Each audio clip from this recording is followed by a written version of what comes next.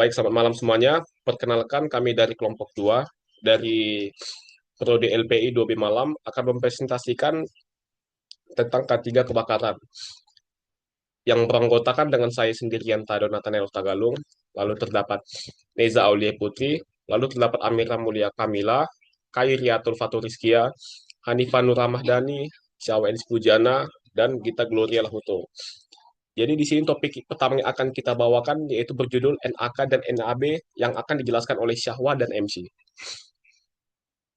Oke, di sini saya akan menjelaskan tentang aplikasi yang dan bahan.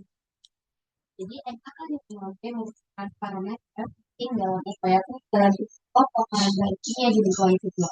Keduanya merujuk pada batas maksimum konsentrasi suatu zat kimia udara yang masih dapat ditoleransi oleh tubuh manusia tanpa menimbulkan efek kesehatan di lingkungan, terutama dalam paparan jangka panjang atau kronik. Dalam praktiknya, NAK dan NAB biasanya dihitung berdasarkan durasi kerja standar, yakni 8 jam per hari dan 40 jam per minggu. Nilai ini ditetapkan oleh lembaga nasional seperti nasional seperti National Institute of Occupational Safety and Health, lalu selanjutnya yaitu American Conference of Environmental Industrial Hygiene atau di Indonesia oleh Kementerian Ketenagakerjaan. Tujuan penetapan dilakukannya NAK dan NAB yaitu untuk melindungi kesehatan kerja, khususnya terhadap bahaya zat kimia beracun. Lalu selanjutnya yaitu menjadi acuan dalam monitoring lingkungan kerja untuk menentukan apakah kondisi udara di tempat sudah aman atau memerlukan tindakan pengendalian. Selanjutnya yaitu memenuhi peraturan perundang-undangan kerja bagi bentuk kepatuhan terhadap standar keselamatan kerja dan untuk menghindari sanksi hukum. Untuk contohnya akan dijelaskan oleh partner saya yaitu contoh yang kedua. Baik, saya akan menjelaskan bahwa pertama amonnya menurut PM. Ini batas aman paparan amonia adalah gas berbau menyengat yang bisa mengiritasi saluran pernafasan kita dan kemudian ada karbon monoksida 50 ppm, yaitu batas maksimal paparan adalah 50 ppm. Karbon monoksida adalah gas tidak berwarna dan tidak berbau yang sangat beracun. Dapat menyebabkan pusing, mual, dan cemas. Dan terpapar dalam. Dan yang ketiga ada asam sulfat dengan 1 ppm. Artinya paparan maksimum yang diperbolehkan untuk asam sulfat adalah 1 ppm.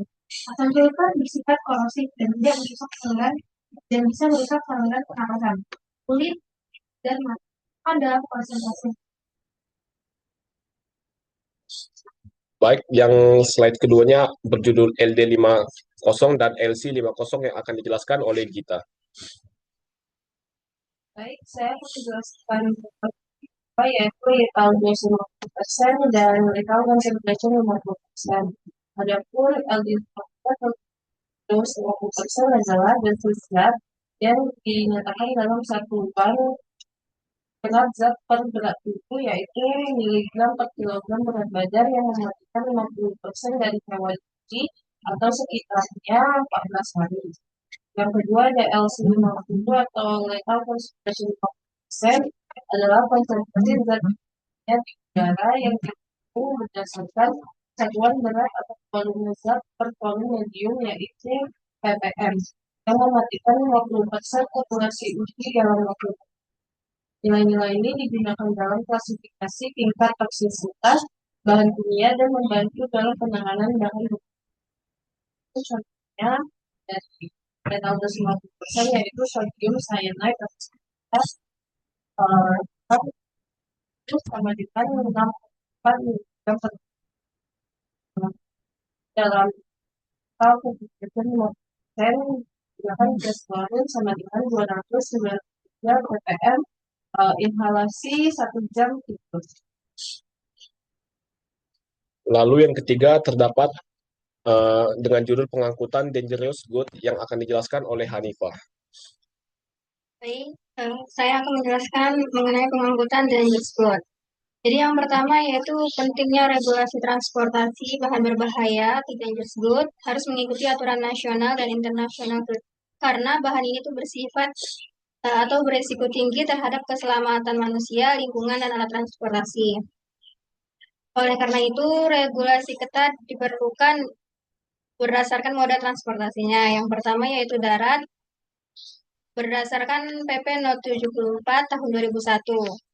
Kendaraan pengangkut barang berbahaya yang harus diberi label DG atau dangerous good wajib dilengkapi alat tanggap darurat seperti APAT, alat pemadam, pelindung diri, dan lainnya. Yang kedua,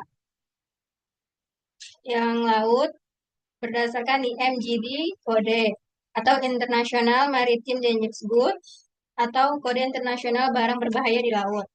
Merupakan standar internasional untuk pengangkutan bahan berbahaya melalui laut, mengatur pengemasan, pelabelan, dokumen, dan penanganan di kapal dan pelabuhan.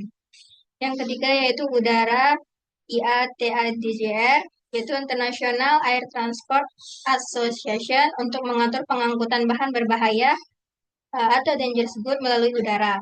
Aturan dari International Air Transport Association atau IATA untuk mengirim bahan berbahaya lewat udara. Pengangkutan bahan berbahaya lewat udara sangat ketat karena beresiko tinggi. Yang ketiga, klarifikasi barang berbahaya dikelompokkan menjadi 9 kelas. Yang pertama ada bahan peledak, yang kedua gas bertekanan mudah meledak atau beracun, yang kelas ketiga cairan mudah terbakar, dan hingga kelas 9 termasuk bahan radioaktif, korosif, dan lain-lain.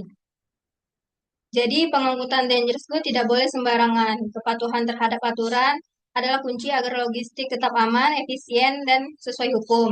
Kegagalan mengikuti prosedur bisa menimbulkan kecelakaan serius atau kerugian besar.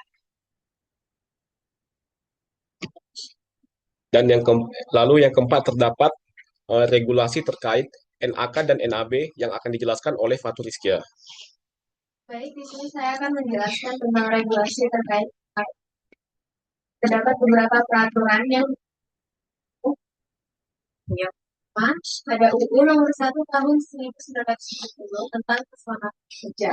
Undang-undang ini adalah landasan hukum utama K3 di Indonesia. Tujuan utamanya adalah melindungi keselamatan tenaga kerja serta orang lain di lingkup ini berlaku luas, mencakup tempat darat, di laut, di bawah tanah, dan bangunan yang berhubungan dengan kerja. Kewajiban pengusaha yaitu menyelenggarakan tempat kerja yang aman, menyediakan alat ventilasi, pencahayaan, dan sistem darurat. Hak pekerja terhadap ini adalah mendapatkan perlindungan terhadap risiko kecelakaan dan paparan bahan berbahaya. Peraturan ini menjadi dasar dari semua regulasi pemerintah kita, termasuk peraturan dan peraturan teknis lain. Makna peraturan ini bagi bidang logistik dan perdagangan adalah memastikan bahwa seluruh kegiatan logistik baik di bidang, pelabuhan, pabrik, maupun saat bisnis dijalankan dengan standar keselamatan yang memadai, terutama juga melibatkan bahan. Yang kedua, ada Permenaker Nomor 5 Tahun 2018 tentang K3 Peraturan Menteri Ketenagakerjaan ini adalah regulasi teknis yang menetapkan nilai ambang batas atau NAB, standar pengukuran lingkungan kerja, serta pengendalian paparan bahan kimia.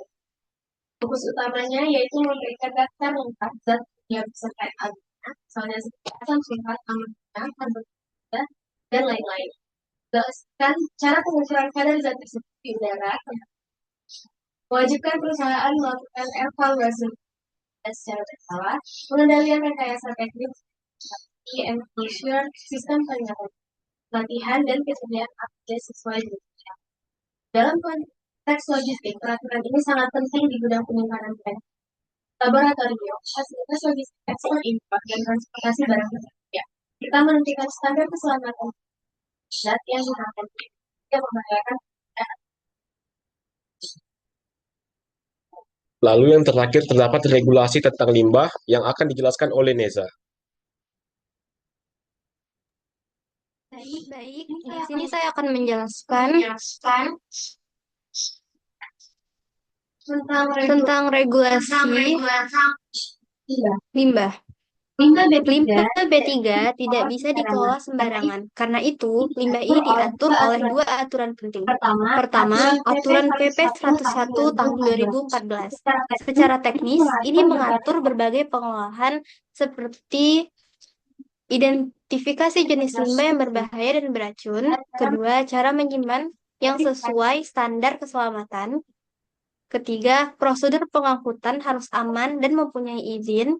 Keempat, pengolahan dan pemanfaatan agar tidak mencemari lingkungan. Kedua, Peraturan UU No 32 Tahun 2009. Ini sebagai payung hukum lingkungan hidup yang mengatur satu, kewajiban AMDAL serta izin lingkungan sebelum kegiatan usahanya dimulai. Kedua, prinsip kehati-hatian dan tanggung jawab hukum. Ketiga, sanksi administratif, perdata, hingga pidana bagi pelanggarnya. Jadi, dapat kita simpulkan bahwa kedua peraturan ini saling mendukung untuk memastikan bahwa limbah B3 dapat dikelola dengan aman dan penuh tanggung jawab. Sekian presentasi dari kelompok 2. Jika ada kesalahan mohon dimaafkan. Sekian dan terima kasih.